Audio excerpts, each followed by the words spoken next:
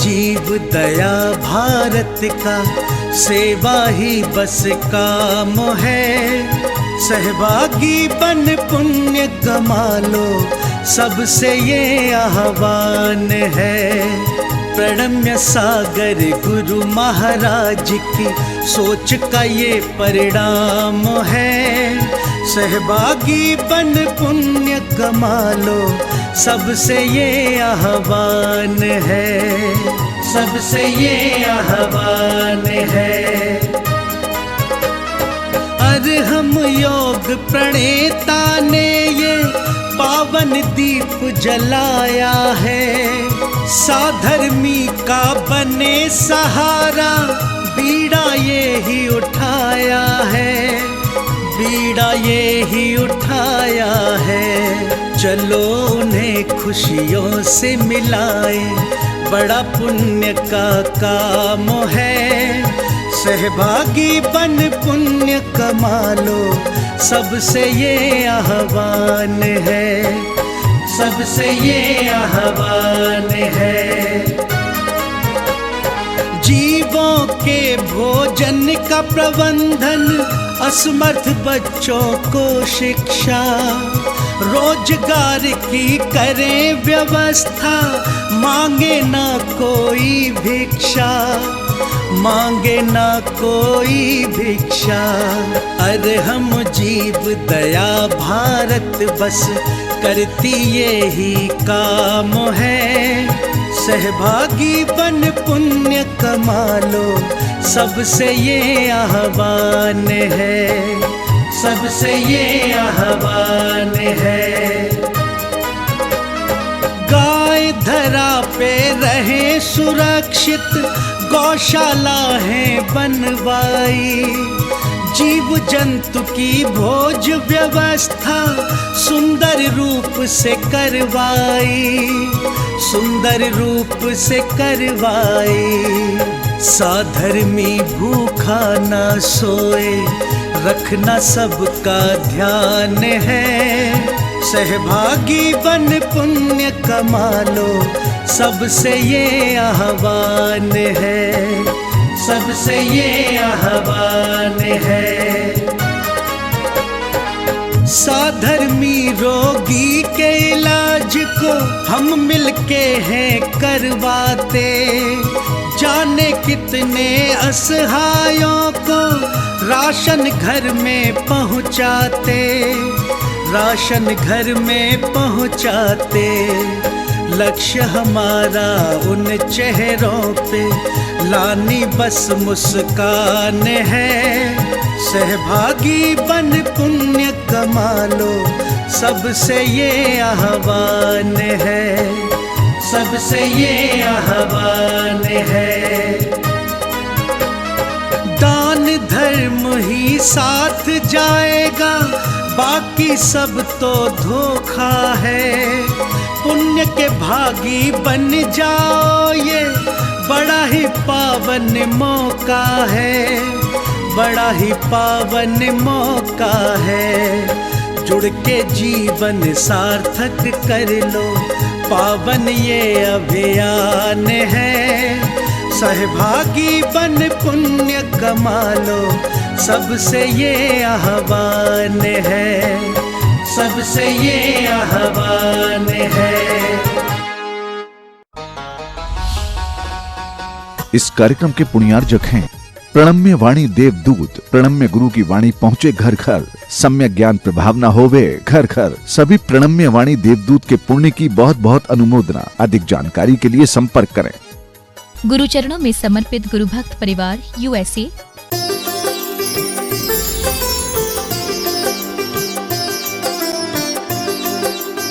पानी नहीं पी पाएंगे, लेकिन अगर उस गर्म पानी में थोड़ी सी पत्ती डाल दी जाए, फ्लेवर आ जाए, थोड़ा सा दूध डाल दिया जाए, तो फिर चल जाएगा।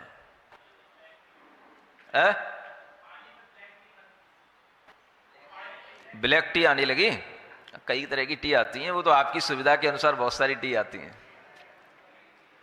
ग्रीन टी भी होती है, ब्लैक टी भी होती है,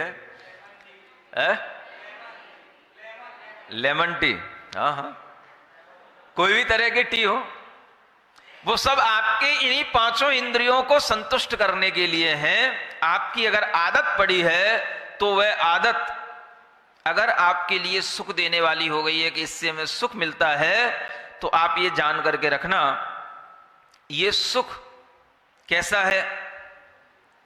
इंद्रधनुष के सदृश है। अब इसको इंद्रधनुष के सदृश घटित करो। कैसे करोगे? चाय पी, चाय को देखा, चाय का नाम सुना, चाय का स्वाद लिया, चाय का पेट में स्पर्श हुआ, चाय की स्मेल ली। समझ आ रहा है? इतने सारे काम किए गए चाय के साथ में, लेकिन वह चाय के ये पांचों ही इंद्रियों के विषय उस एक घूंट को पीने के बाद में कितनी देर तक रुके, कितनी देर रहे? तो उतनी देर रहे जितनी देर तक इंद्रधनुष हमें दिखाई देता है। बस ये सुख उतनी देर का है। लेकिन अगर इस सुख के पीछे हमारी ये धारणा बन जाती है कि हां ये सुख है, तो वह छोड़ना मुश्किल हो जाता है। समझ आ रहा है? और वो धारणा जीवन पर्यंत भी बनी रह सकती है, बड़ी उम्र तक भी बनी रह सकती है। प्रशांत सागर जी महाराज के भाई बैठे हुए हैं यहां। इनके पिताजी थे, जब गोटे गांव में अपना चतुर्मास हुआ, उनको आदत थी एक चाय पीने की। पूछो उनसे, थी ना आदत? थी चाय पीने की। अब आदत ऐसी थी कि वो 80 वर्ष की उम्र में भी नहीं छूट रही थी। कई साधु आए, माताजियों के चतुर्मास हो गए, लेकिन उन्होंने चाय का त्याग नहीं कर पाए, चाय का त्याग नहीं हुआ। एक दिन दर्शन करने के लिए लाए, चातुर्मास के टाइम पर दर्शन कर लिए, और दर्शन करके जब जाने लगे तो इन्हीं ने आकर के कहा, महाराज कुछ नियम तो दिला दो। फिर एक ने कहा, महाराज नियम तो वो लेते ही नहीं है, कितने ही लोग आ गए चले गए, नियम के पीछे तो पड़ना ही नहीं महाराज। तो मैंने कहा ठीक है भाई, जब वो नियम लेते ही नहीं है तो हम क्यों नियम दिलाएं? लेकिन फिर भी आप एक बार उनसे पूछ तो लो, एक बार बात तो कर लो, बुला लाओ। जाते जाते उन्हें फिर बुला लाए और उनसे पूछ लिया, रात में कुछ खाते पीते हो? हाँ हाँ थोड़ा बहुत ले लेते हैं। चाय वाय पीते हो? हाँ हाँ वो भी पी लेते हैं। तब उनको बताया कि अब इस उम्र में अगर तुम चाय पीते रहोगे तो तुम्हारा कभी भी अच्छे से समाधि मरण नहीं हो सकेगा, क्योंकि ये चाय की आदत तुम्हें कभी भी अच्छे परिणाम उत्पन्न नहीं करने देगी, तुम्हारे समाधि मरण में बाधा डालेगी। अगर तुम चाहते हो कि हमारा जीवन अच्छे से निकला है तो हमारा मरण भी अच्छा हो, तो तुम एक पहले इस छोटी सी आदत का त्याग करो कि हम चाय नहीं पिएंगे। और अगर तुमसे वो नहीं बनता है तो एक काम करो, अभी इतना मन में विचार करो कि हम रात में चाय नहीं पिएंगे। तो वे उस बात पर राजी हो गए कि मैं रात में चाय नहीं पीऊंगा। यहां से उनकी शुरुआत हुई। इतना उन्होंने मन बना लिया रात में चाय नहीं पीऊंगा, और वो घर पर चले गए। बाद में फिर 2 दिन बाद आए, मैंने फिर पूछा तो क्या हाँ नहीं रात में चाय नहीं पीऊंगा, छोड़ दी उन्होंने। उसके बाद फिर उनके उस त्याग का सिलसिला ऐसा शुरू हुआ कि उनसे फिर जो भी त्याग के लिए कहा गया वो हामी भरते गए और हर त्याग करते गए। और उसके बाद वो त्याग करते करते 2 प्रतिमा के व्रत ले लिए उन्होंने उसी चतुर्मास में। ऐसा उनका त्याग का सिलसिला चला।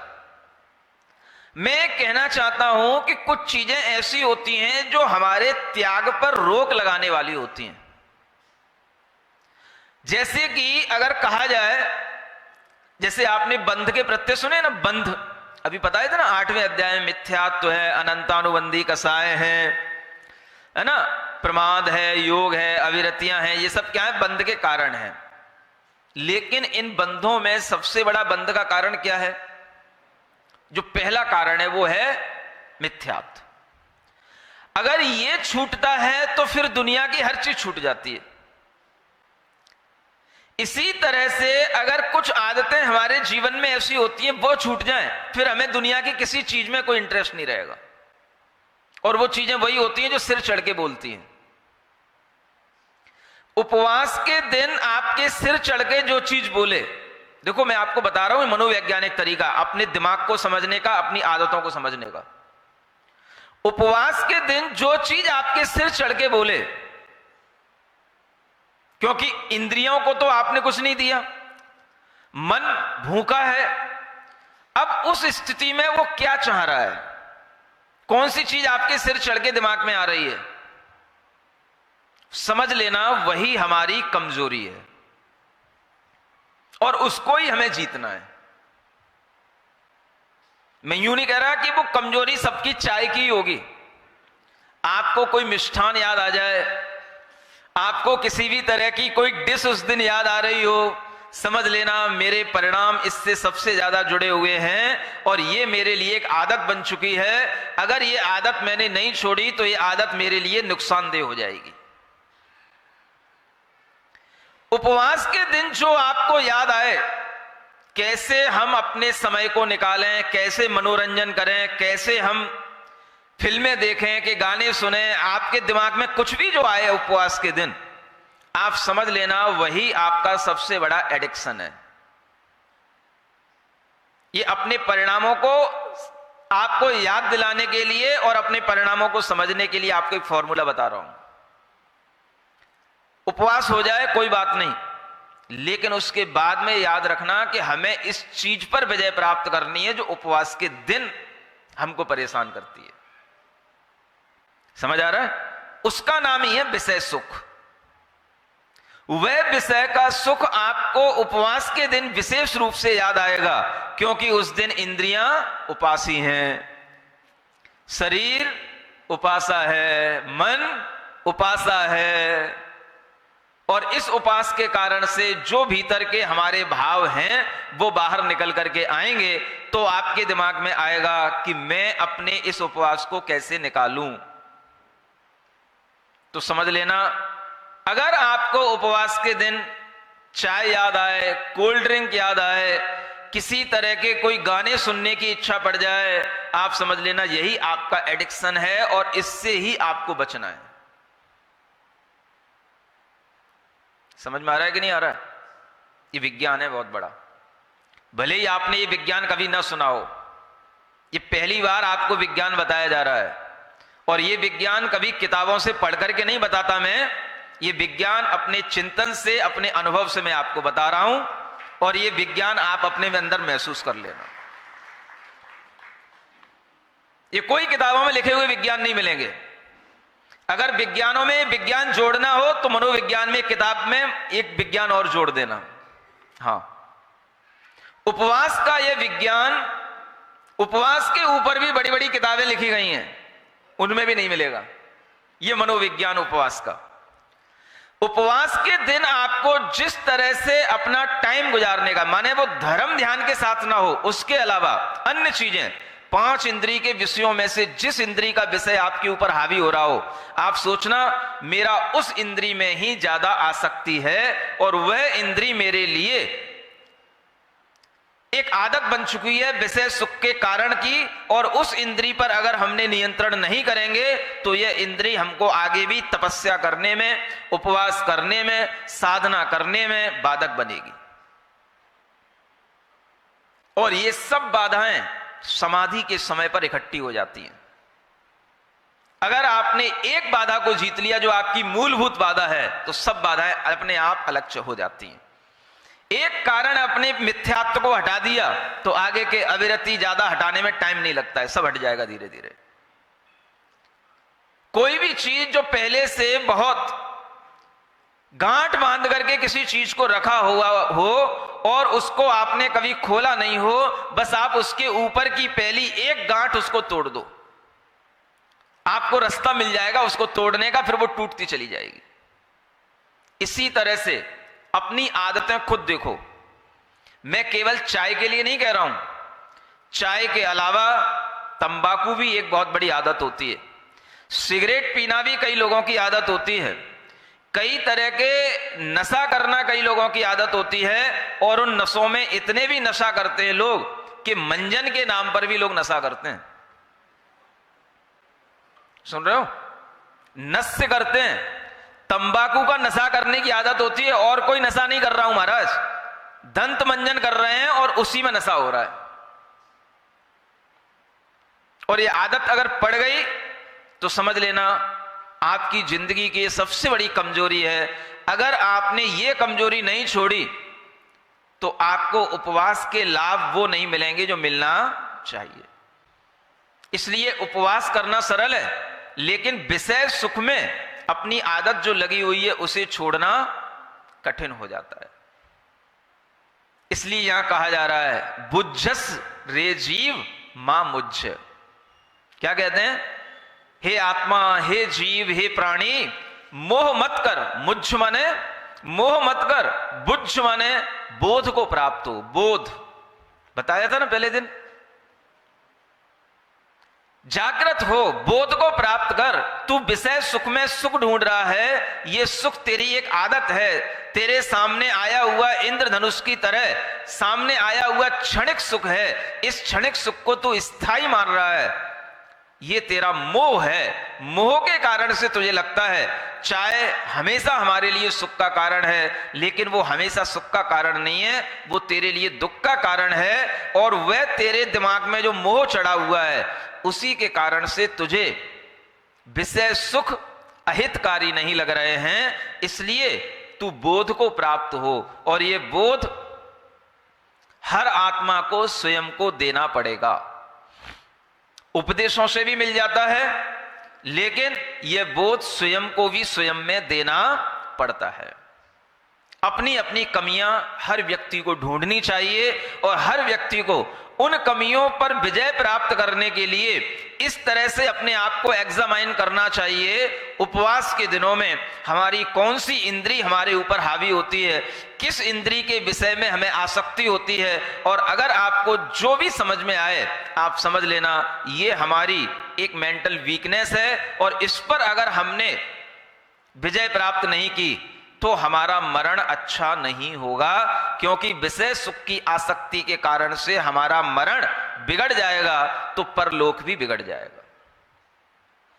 इसलिए आचार्य कहते हैं बुझसु रे जीव, बुझसु बुझसु, मां मुझ मां मुझ। मां माने नहीं, मुझ माने मोह मत कर, मोह मत कर, मोहित मत हो, भूल में मत रहे। फिर कहते हैं दूसरी गाथा में जय संजाए सौणाणम संगमो। जैसे संध्या के समय पर सौण बोलते हैं शकुन को। किसको?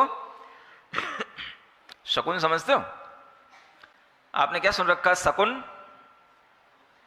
शकुन माने एक तो वो शकुन होते हैं अच्छे शकुन हो रहे हैं कि बुरे शकुन हो रहे हैं।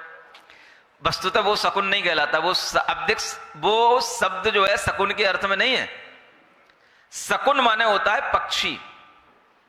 शकुन माने जैसे पक्षियों का संगम संध्या के समय पर हो जाता है, और पथ पर हमें रास्ते में अनेक पथिक हमें अपने आप मिल जाते हैं, ऐसे ही सैणाणम संजोगो, अपने सजनों का संयोग हो जाता है। सजन माने स्वजन, उसको सजन कहते हैं। जा का या हो गया। प्राकृत में सजन का मतलब क्या हुआ? स्वजन, अपना व्यक्ति, अपना आदमी। शायद यहीं से सजन शब्द प्रचलित हो गया है। सजन माने बोलो तो, कुछ तुम भी सिखा दिया करो हमको। एक सजन माने क्या होता है? ये तो स्वजन अपनी भाषा में हो गया। आप अपनी भाषा में सजन माने क्या बोलते हो? सजन, सजना, ये भी चलता है ना। सजनी सजना भी चलता है शायद, हैं? तो ये सजनी सजना ये इसी भाषा से निकले हुए शब्द हैं ये। स्वजन माने मेरा आदमी, स्वजन हो गया ना, मेरा आदमी। जिस स्त्री के लिए उस व्यक्ति को सजन कहना आ रहा है वो उसका सजना हो गया, और जिस पुरुष के लिए उस स्त्री को अपना स्वजन कहना आ रहा है वो भी, अब वो सजना ना हो के वो सजनी हो गई। और अगर सामान्य से देखें तो सजन क्या कहलाता है? कोई भी व्यक्ति हो जिससे अपनापन हो वो भी सजन कहलाता है ना। इसलिए शायद आपने कभी कोई लाइनें सुनी हो, सुनते तो रहते ही हो, सजन रे झूठ मत बोलो खुदा के पास जाना है, वहां हाथी न घोड़ा है, वहां पर पैदल जाना है, यूं बोला है, वहां पर पैदल जाना है। सजन रे झूठ मत बोलो, खुदा के पास जाना है, न हाथी है न घोड़ा है, वहां पैदल ही जाना है। पैदल कैसे जाओगे वहां? माने इन गीतों में भी कोई ज्ञान नहीं है ना। मरने के बाद भी अगर वहां जाओगे तो पैदल कैसे जाओगे? आत्मा कभी पैदल चल सकती है? वहां जल्दी जाना है, नहीं कहीं कहीं पैदल भी लिखा है, वहां पैदल ही जाना है, सही आता है। हाँ, तो पैदल कैसे जाओगे वहां तक, खुदा के पास तक? विग्रह गतौ कर्म योग विग्रह गति में ना हाथ होते हैं ना पैर होते हैं, वहां तो केवल कार्बन शरीर रहता है। लेकिन ये सब सामान्य बातें हैं, गीत गान की बातें हैं, आदमी को एक थोड़ा सा ध्यान दिलाने की बातें हैं कि यहां पर कितने ही तुम 4 व्हीलरों में घूम लो, हाथी घोड़ों में घूम लो, लेकिन वहां तो आपको सब छोड़ के यहीं पर जाना है। इसका मतलब यह है पैदल जाओ चाहे कैसे जाओ। अब ये अगर हमारे समझ में आता है कि इसका नाम सजन है, तो सजन का मतलब क्या हो गया? फिर वो सजना सजनी से अलग हो गया। सजन माने जो कोई भी लोग अपने को दिखाई दे रहे हैं वो सब क्या हैं? सजन है, अपने लोग हैं। इसलिए यहां संबोधित करते हुए कहा जा रहा है जो भी सजनों का संयोग हो जाता है ये सब भी कैसा है? तहेव क्षण भंगुरो जीव, हे जीव यह संयोग भी क्षण भंगुर है। और कैसे क्षण भंगुर है? जैसे कि संध्या के समय पर शाम को जैसे पक्षी इकट्ठे हो जाते हैं, पक्षी इकट्ठे हो गए शाम को और सुबह अपने आप अपनी अपनी दिशा में उड़ गए। उनका संयोग जिस तरह से एक रात का है, थोड़े समय का है, वैसे ही यहां पर कोई भी अपने घर परिवार के लोग होते हैं, इन सब स्वजनों का संयोग भी थोड़े समय का है, क्षण भंगुर है। ये बात अलग है अगर हमारी उम्र 70 साल 50 साल की भी हो रही है और हमें 50 साल से संयोग मिला है तो भी यही विचार करना ये सब संयोग कैसा है? क्षण भंगुर है। आखिर कब विचार करोगे? जिनके लिए क्षण भंगुर था वो विचार करते नहीं क्योंकि वो दुखी हो गए और दुख के समय कोई अच्छे विचार हो नहीं सकते, और जिनके लिए लंबा समय मिल रहा है उन्हें क्षण भंगुर दिखाई नहीं दे रहा है। फिर ये बैराग से तक है किसके लिए? हमें यही समझ में नहीं आ रहा। नहीं समझ आया? जिनके लिए थोड़ा सा संयोग मिला वो चले गए, वो दुखी हैं, और दुखी अवस्था में कोई भी अच्छी बात कहो तो उनका दुख और बढ़ जाता है, तो उनके लिए तो ये विचार आ नहीं रहा समझ में। और जो सुखी हैं उन्हें लग रहा है भैया उससे मेरा 50 साल से संयोग चल रहा है, वो 50 साल से मैं उसके घर में हूं, वो हमारे घर में है, तो अब ये संयोग भी आपको परमानेंट लग रहा है। तो फिर ये गाथा है किसके लिए? ये क्षणभंगुरपना लगेगा किसको? कब आएगा समझ में क्षणभंगुरपना? कब हमें सोचना है, सुख में कि दुख में?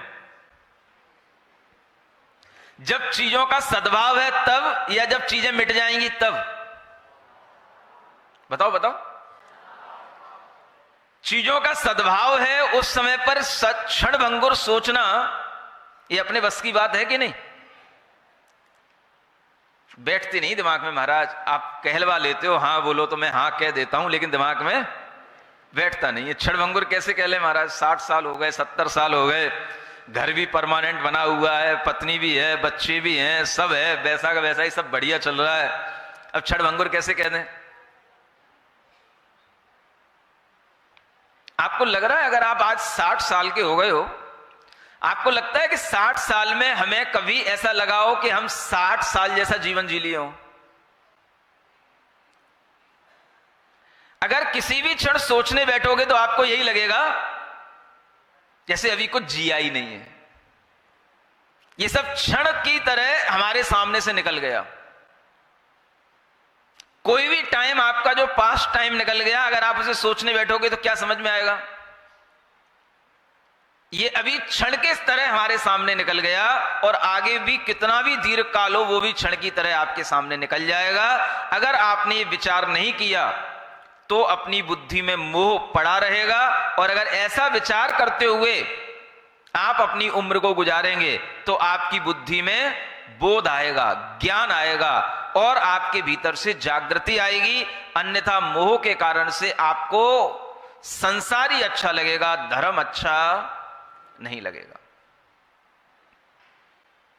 जैसे रास्ते में लोग मिल जाते हैं, कितनी देर के लिए मिलते हैं? बस रास्ते में मिले, टाटा बाय बाय जय जिनेंद्र बस किए, आगे बढ़े। उसी तरह से आपको देखना चाहिए, हमें जो कुछ भी संयोग मिले हैं सब क्षणभंगुर हैं। कोई भी संयोग, सबको लग रहा था पर्युषण पर्व 10 दिन, कैसे निकल गए 10 दिन? क्षण की तरह निकल गए। बस क्षण आया और एक सिस्टम बना और उस सिस्टम में 10 दिन एक क्षण की तरह निकल गए, समझ भी नहीं आ पाए कि कब जो है आया और कब गया। लंबा समय भी हमारे सामने क्षण की तरह निकल जाता है।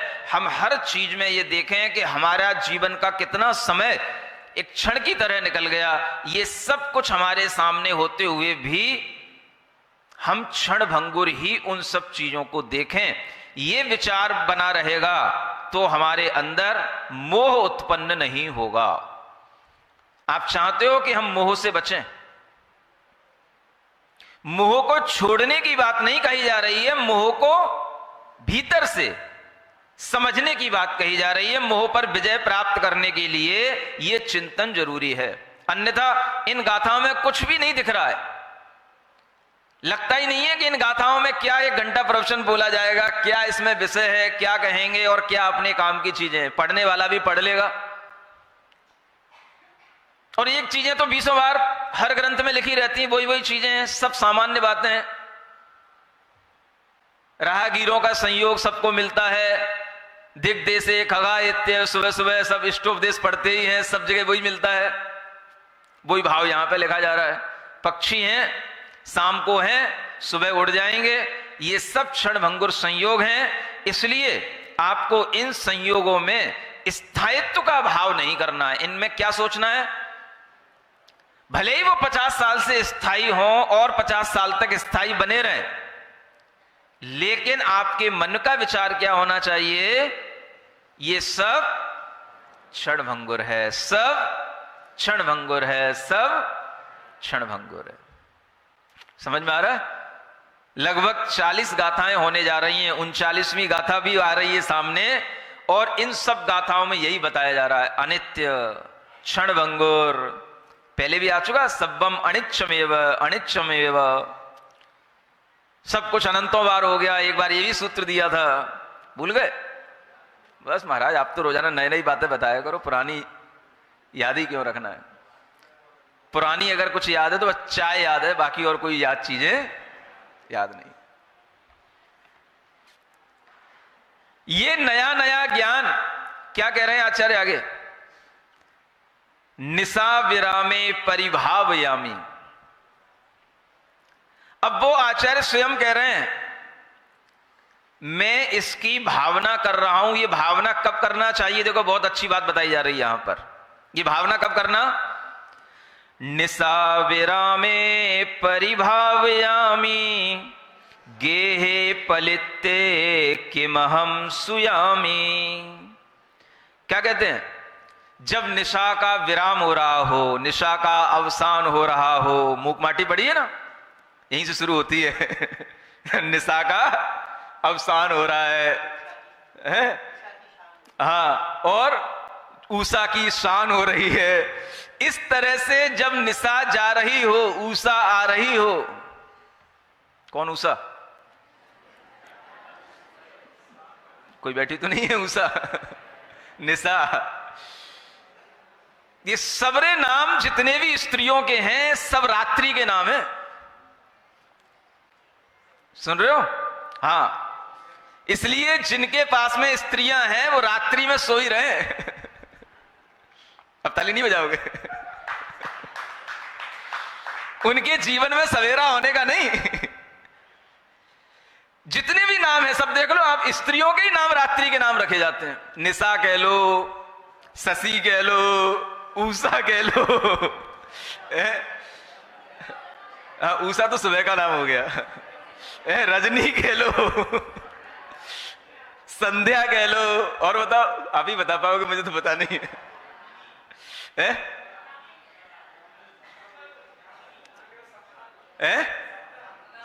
हाँ, सपना भी रात में ही आता है। मतलब कि ये भावना कब करना? जब निशा का अवसान हो जाए, माने जब सुबह होने को हो, सबसे पहले उठते ही जैसे ही आंख खुले उस समय पर क्या भावना करना। बहुत अच्छी बात कही जा रही है। गांठ बांध के रखना हो तो रख लेना, काम आएगी। गेहे पलित्ते किमहम सुयामी। ये जो हमारा घर है वो प्रज्वलित हो रहा है। पलित्ते माने जल रहा है, प्रज्वलित हो रहा है। कौन सा घर? सुबह उठ करके देखना हमारा घर जल रहा है। आप महाराज शुभ शुभ बातें बोलो। सुबह सुबह तो अच्छी अच्छी बातें बोली जाती हैं, अच्छा अच्छा विचार किया जाएगा। सुबह उठ करके घर जलता हुआ देखना, क्या कहना चाह रहे हैं यहां पर? इसका अभिप्राय दूसरा है। समझ आ रहा है? ये एक तरह से सूत्रात्मक बातें हैं। मेरा घर जल रहा है। कौन सा घर जल रहा है? ये जो शरीर है, ये जो हमारी आत्मा जिस कुटिया में बैठी है, ये कुटी जल रही है, ये शरीर जल रहा है। क्योंकि इसके जितने दिन निकल गए उतना ये जल चुका। एक रात और निकल गई और एक रात में ये और जल गया। सुबह उठते ही सबसे पहले विचार क्या लाना? हाय कुछ न कर सके, न पीर पर की हर सके, आज मेरी जिंदगी से एक दिन निकल गया। हाय मेरी जिंदगी से। ये विचार करने का होता है। सुबह उठते ही आज के दिन क्या करना है, आज के दिन क्या करना है, आज के दिन क्या करना है, इसमें लगता है आदमी। प्रोग्रामिंग बनाता है सुबह उठ करके शाम तक की। और ये ऋषि मुनि क्या विचार दे रहे हैं? ये सोचना सुबह उठ करके कि हमारी ये कुटिया कितनी जल गई,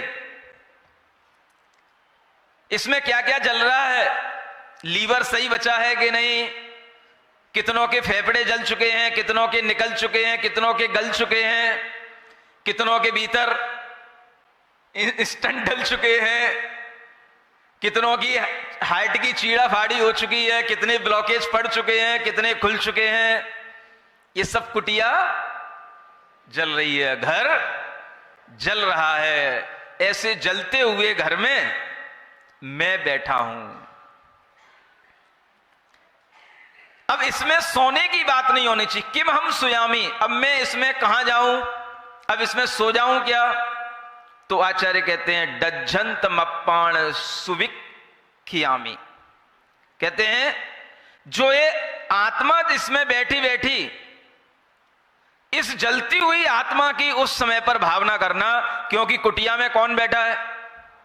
आत्मा बैठी है। तो जलने वाला कौन हुआ? सुलगने वाली कौन हुई? आत्मा सुलग रही है, आत्मा जल रही है, और कुटिया भी जल रही है कुटिया के साथ में। इसलिए अब उसको बचाने की भावना करना। मैं इस जलती हुई कुटिया में अगर कोई महत्वपूर्ण चीज है तो वो क्या है? मेरी आत्मा। ये बच जाए, ये इस जलती हुई कुटिया से बाहर निकल जाए। जम धम्म रहियो दीहम गमामी, अगर मैंने धर्म से रहित होकर के दिन निकाल दिए तो मैं सबसे बड़ा अपराध कर बैठूंगा, मेरी बहुमूल्य चीज भी इसी कुटिया के साथ जल जाएगी। यह विचार करने का होता है सुबह सुबह, भावना भाना सुबह सुबह, अनित्य विचार लाना सुबह सुबह, धर्म की बात सोचना सुबह सुबह, कितना जल चुके हैं ये सोचना सुबह सुबह, कितना हमारे लिए अब रक्षा करने के उपाय बचे हैं ये सोचना सुबह सुबह। और आप क्या सोचते हो सुबह सुबह? चाय चाय। सुबह की चाय को क्या बोलते हो? Morning tea. मॉर्निंग टी, हाँ। बेड टी, बेड टी, हाँ वो भूल ही गया मैं। बताओ, टीवी बेड पे ही चाहिए, उसके बाद उठेंगे।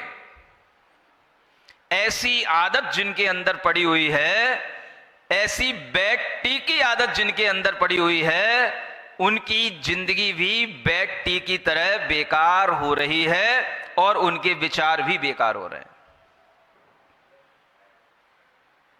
ये आपके लिए सोचना है कि हमें उस समय पर क्या विचार करना है और हम क्या कर रहे हैं। ये चीजें विचार करने की हैं। कितने लोग अपना मन बना सकते हैं कि आज के बाद सुबह उठ करके हम पहले इतना विचार जरूर लाएंगे कि मेरी कुटिया कितनी जल गई है। समझ आ रहा है? जितनी उम्र निकल गई समझना उतनी कुटिया जल रही है, और भीतर अगर कुछ बिगड़ गया हो तो वो समझ लेना ये सब जल रहा है, और जो बचा है तो उसमें हम अपनी आत्मा की, अपने परिणामों की कुछ रक्षा कर लें। यही हमारे लिए बचाव है। और ये अगर धर्म के बिना ये भी दिन निकल गया तो फिर एक दिन और कुटिया जल गई। और हम क्या कर रहे हैं? धर्म से रहित जो दिन गुजार रहे हैं वो अपने आप को जला ही रहे हैं, शरीर को भी जला रहे हैं, और उसमें बहुमूल्य जो तत्व बैठा है, आत्म तत्व, उसका भी हम नाश कर रहे हैं, क्योंकि उसका उसमें कोई उपयोग ही नहीं हो रहा है। अगर आपका घर जल रहा हो तो आप सबसे पहले कौन सी चीज निकाल करके घर से भागेंगे? ये बताओ,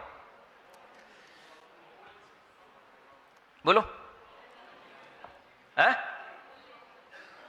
कौन सी चीज? जो कुछ भी आपकी दृष्टि में मूल्यवान होगा उसे आप लेकर के भागने की कोशिश करेंगे, करेंगे ना? मूल्यवान क्या है? अब वो आपके लिए अपने अपने मूल्य अलग अलग हो सकते हैं। आपकी पत्नी मूल्यवान हो सकती है, आपका बच्चा मूल्यवान हो सकता है, आपकी ट्रेजरी में रखे हुए नोट मूल्यवान हो सकते हैं, आपकी ट्रेजरी में रखे हुए गोल्ड मूल्यवान हो सकते हैं, कुछ भी मूल्यवान हो सकता है। और अगर कुछ नहीं है तो आपके लिए अपनी जान पहले मूल्यवान होगी। तो जान कहां है? जान किसका नाम है? बोलो, मेरी जान कहां है? मेरी जान भाई, मेरी जान भी कहीं बाहर होगी क्या? मेरी जान कहां है? बोल ही नहीं रहे, हंस रहे हो सब लोग।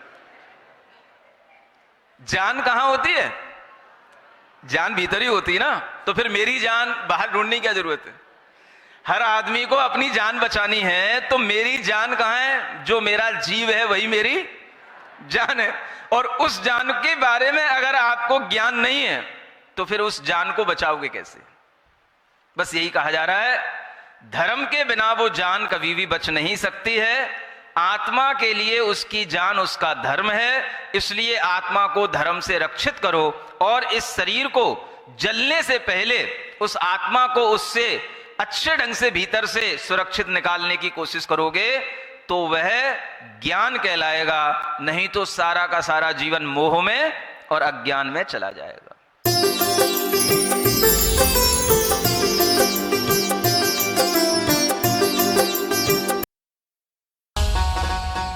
इस कार्यक्रम के पुण्यार जग थे प्रणम्य वाणी देवदूत। प्रणम्य गुरु की वाणी पहुंचे घर घर, सम्यक ज्ञान प्रभावना होवे घर घर। सभी प्रणम्य वाणी देवदूत के पुण्य की बहुत बहुत अनुमोदना। अधिक जानकारी के लिए संपर्क करें।